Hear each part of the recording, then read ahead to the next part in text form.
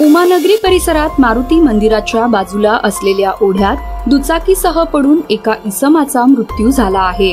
ओढ्यात पाणी आहे। आज सकाळी वाहन आणि मृतदेह आढळून आल्यानंतर बघ्यांची गर्दी वाढली। यानंतर पोलिसांना पाचारण करण्यात आलं। गाडी एका बाजूला आणि मृतावस्थेतील हा इसम नाल्यातील झुडपात अडकला असल्याचं दिसून आलं। दोरीनं बांधून त्याला बाहेर काढण्यात आलं। काल मध्यरात्री उशिरा हा इसम वाहनासह थेट नाल्यात जाऊन पडला असावा। यावेळी या रस्त्यावर फारशी गर्दी नसते। पोलिसांनी या व्यक्तीची ओळख पटविण्यात यश मिळवलंय। येथील मनोहर नगर झोपडपट्टीत हा इसम राहत असून त्याचं नाव राज अहमद शेख असून वय 43 असल्याची माहिती मिळाली आहे।